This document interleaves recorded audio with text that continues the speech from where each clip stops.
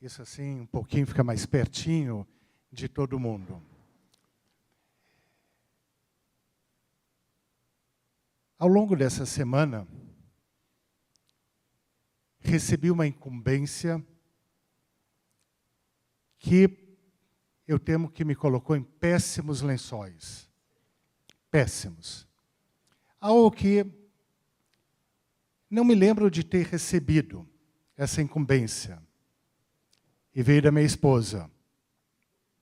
E diz assim, nesse Shabat você vai falar bonito.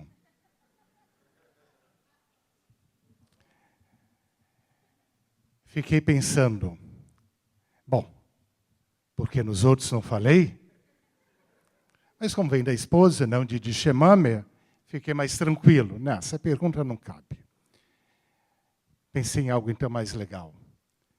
Como teve um período de ausência, o convívio foi maior.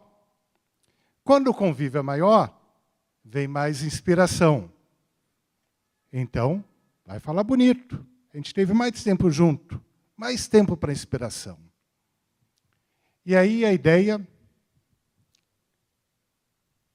veio o seguinte, o que significa falar bonito? De onde a gente encontra uma inspiração?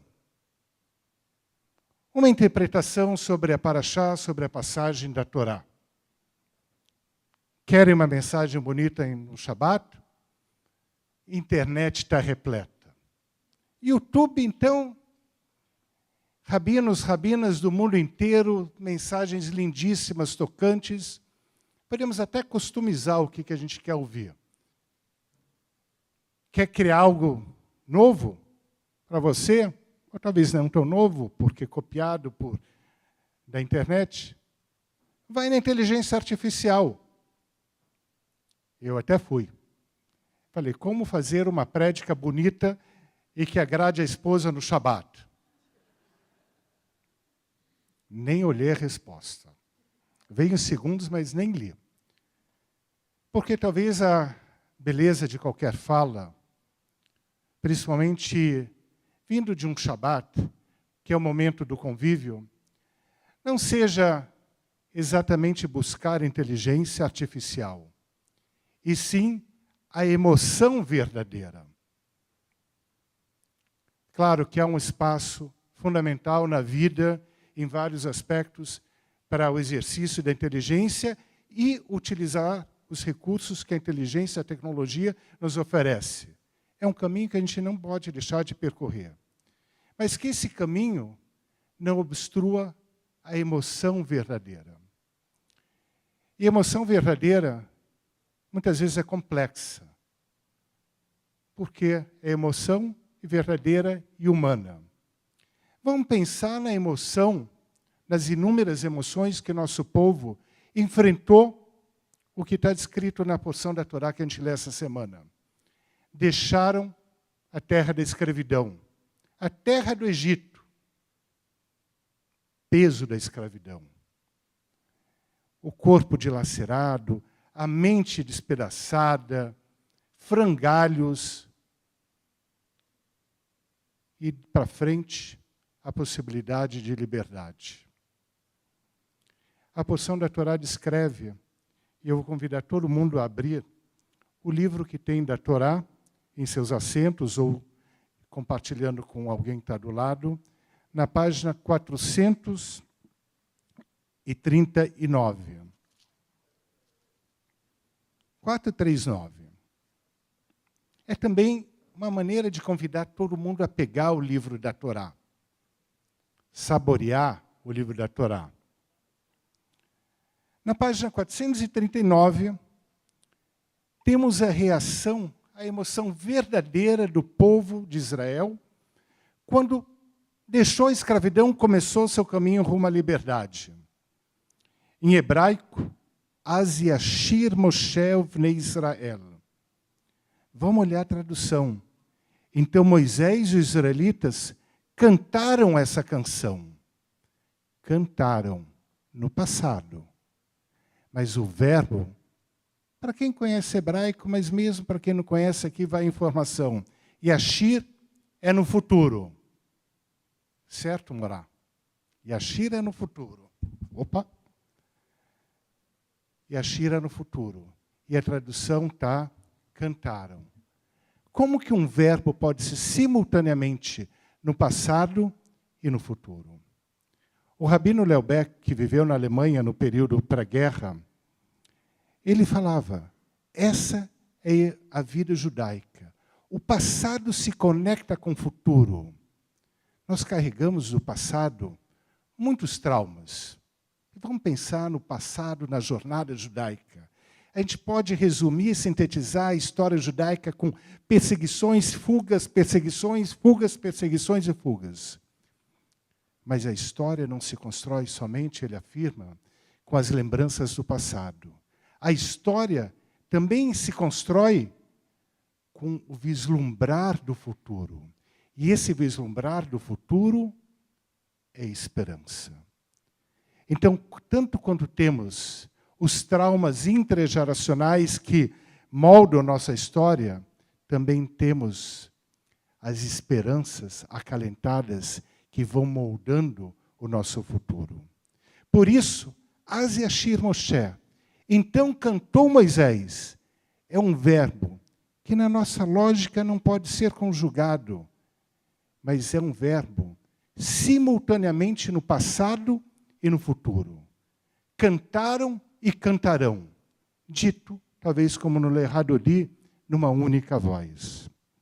Vamos olhar esse texto. Esse texto tem uma forma quebrada. Não é uma linha atrás da outra. É uma forma quebrada em 3 colunas. O que essas 3 colunas representam? A gente pode olhar na página 439, na sequência, 441, em 3 colunas. Por que 3 colunas?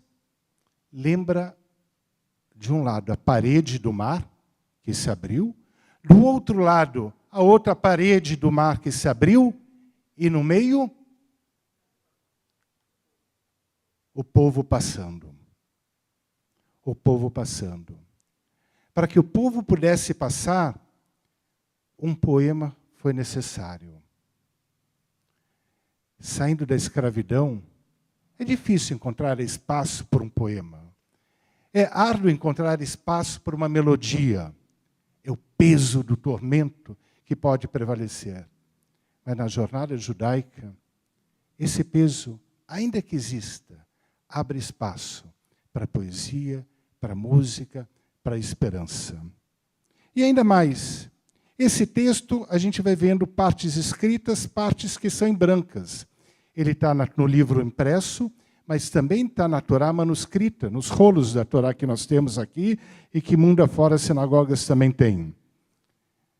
Há uma interpretação que diz que se a gente for ver os espaços em brancos como um caminho, são sinuosos.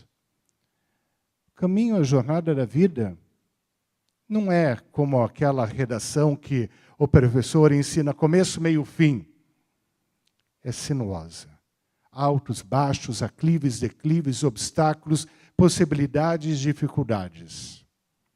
E falando em redação, eu me lembro de um professor da minha escola, que no ensino médio estava ensinando redações para a gente passar no vestibular, e eu fiz uma redação, ele me falou assim, nota 0 e nota 10. Falei, está aí uma boa coisa judaica, né? 0 e 10 simultaneamente. Mas, para o meu desespero, quem queria passar no vestibular, eu perguntei, qual vai ser para o vestibular? 0. Para o vestibular, você tem que encontrar outro caminho. Mas, para depois do vestibular para a vida, mantenha isso. O que ele quis dizer e me explicou foi, por uma prova, você tem que seguir muitas vezes a regra. Começo, meio, fim. Para a vida, pode seguir esse caminho sinuoso, porque a vida não é um caminho necessariamente de linhas retas, como se obstáculos não existissem, como se novas possibilidades não fossem florescer. E aqui é o que esse texto ensina. Caminho de possibilidades. Caminhos em que o povo passa pelo deserto. Deserto é um lugar árido, seco, inóspito. E o povo passa por esse deserto e passa numa longa, longa jornada de 40 anos. O que a gente tem que fazer no deserto? Irrigar. Irrigar o deserto não é uma tarefa simples. O deserto é seco, irrigação vem com água. Cada gotícula de água conta. E, aliás, é por isso que o Estado de Israel se torna também, tecnologicamente, um exemplo de irrigação. Cada gotícula de água conta. Além da água, no deserto, não um deserto geograficamente estabelecido, mas da vida, outra gotícula conta. A esperança.